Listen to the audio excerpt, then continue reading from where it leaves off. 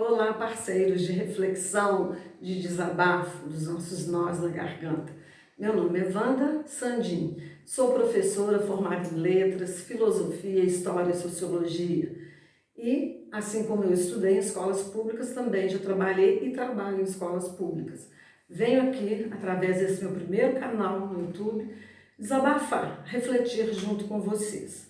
Não sou jornalista, não sou uma expert em política nem economia, mas gosto de acompanhar. E uma das coisas que me incomodam muito e que eu gostaria de refletir aqui com vocês, aceitando opiniões, desde que sejam respeitosas, porque o meu objetivo aqui é não ter radicalismos, nem da minha parte, nem dos seguidores, né, que eu venho a ter. Então, uma das coisas que me incomodam demais, que eu sempre escuto dentro da questão da política do nosso país, é que Lula é ladrão. E ponto final. É assim que as pessoas argumentam contra o Partido dos Trabalhadores e contra o nosso presidente Lula.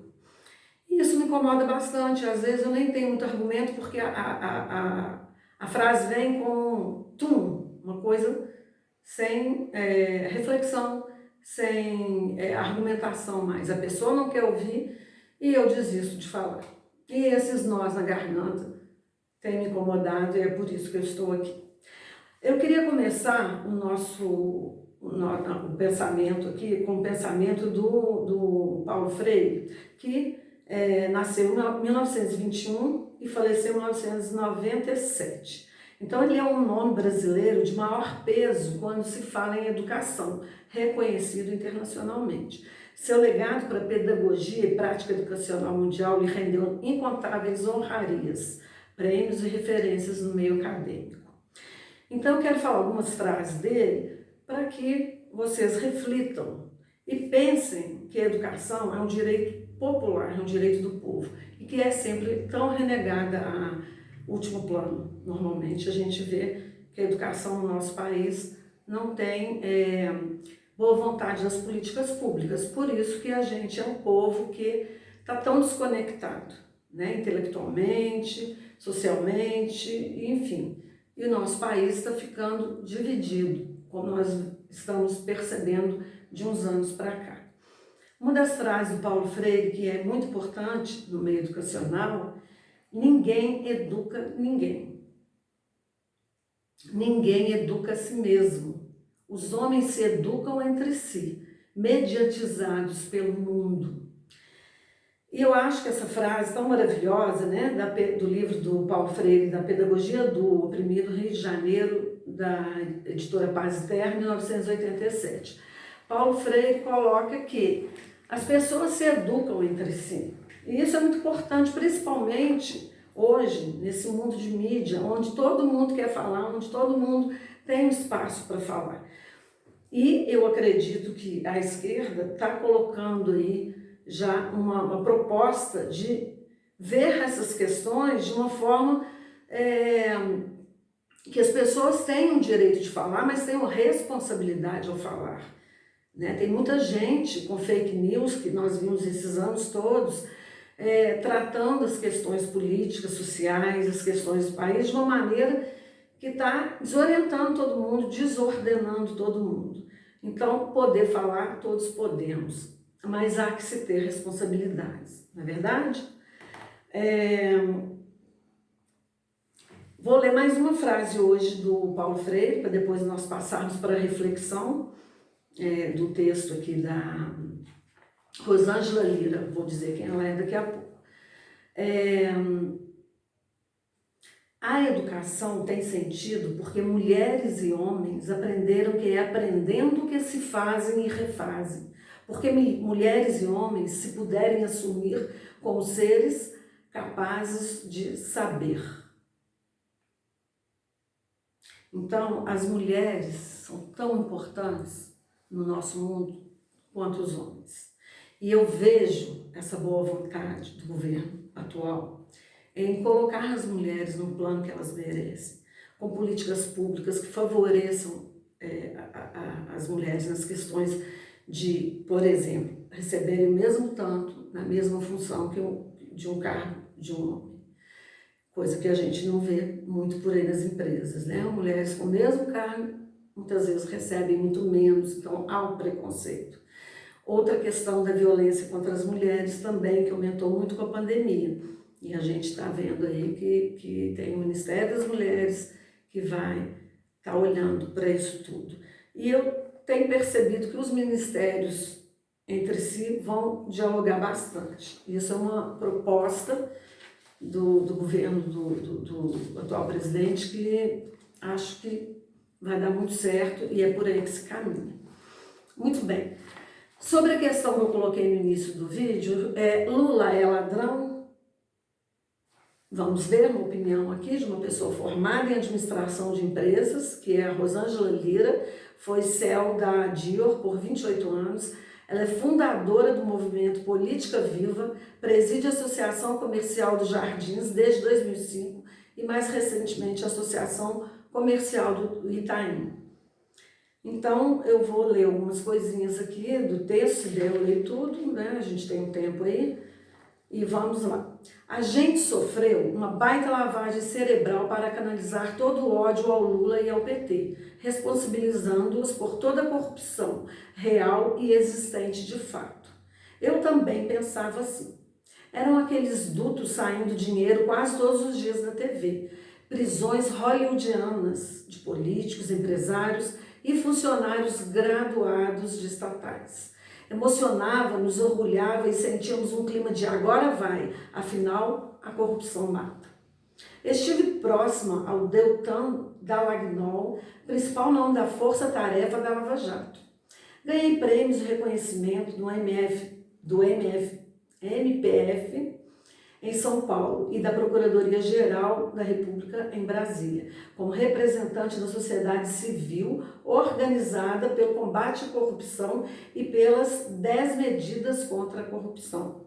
Falo isso não por vaidade, já passei dessa fase há muito tempo, mas para que entendam que eu tenho muito apreço pelo combate à corrupção. Estive de alguma forma próximo à Lava Jato e não estou fazendo você perder o seu tempo. A Lava Jato procurou desesperadamente dinheiro do Lula, da esposa, dos filhos, da família toda, e nada.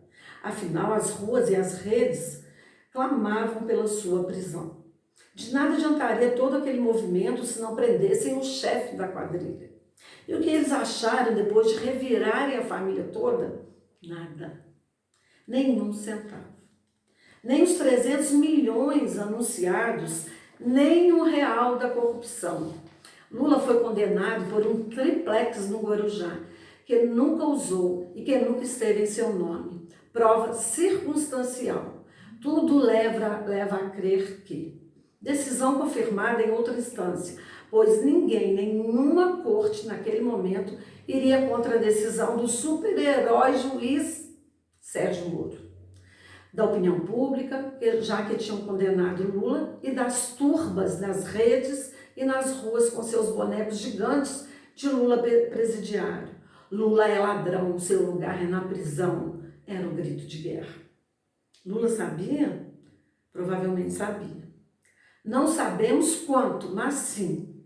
Por que não parou? Por que deixou? Política é priorizar.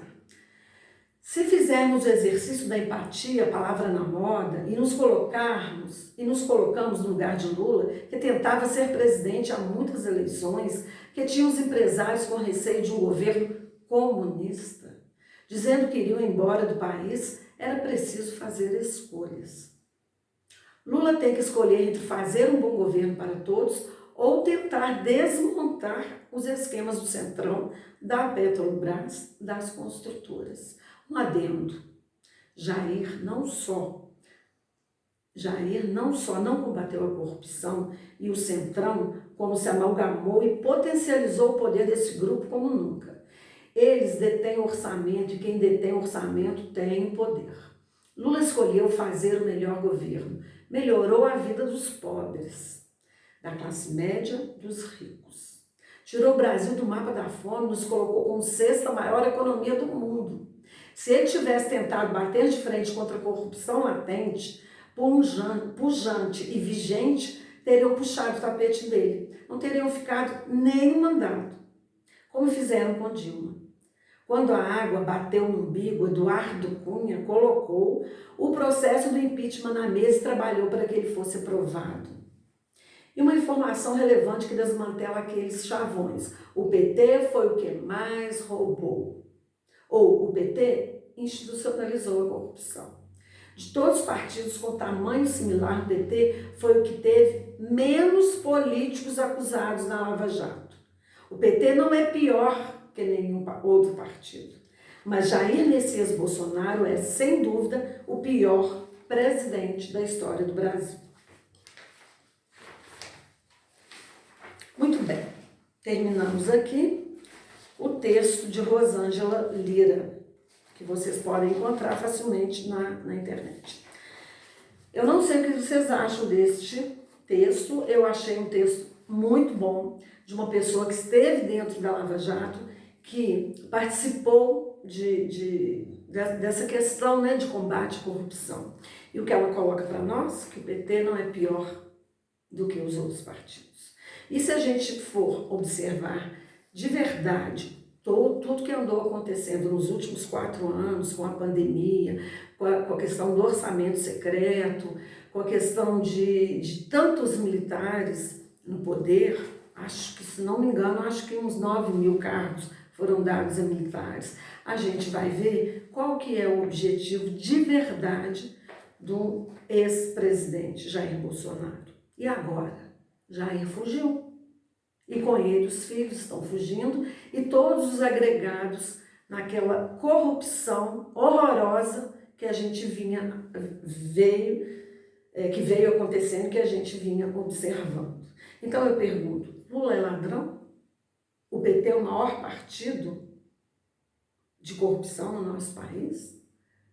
E eu costumo dar uma olhada aí na internet em várias coisas, da direita, da esquerda, e eu vejo comentários de pessoas que são empresárias, que são médicos, dizendo: agora o país não tem mais jeito, estão desarmando a população, e já é confirmado, dados de estudos científicos, que teve muito mais homicídios depois da abertura aí do uso das armas, desse jeito horroroso que vinha sendo, com esses clubes de tiros, né, lá dentro tendo corrupção, muitos vendendo armas de forma ilegal.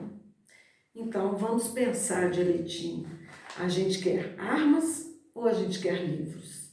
Paulo Freire, na época dele, que nem tinha essa internet, essa mídia toda, né, que a gente tem hoje, já buscava na educação a melhoria do seu povo. Povo educado é um povo responsável, é um povo que pensa no outro, é um povo que quer crescer junto e não abaixo de gente que manda mais, que ganha mais, que vive melhor. O Brasil é de todos, a bandeira nacional é de todos. E vamos pensar, Lula é ladrão?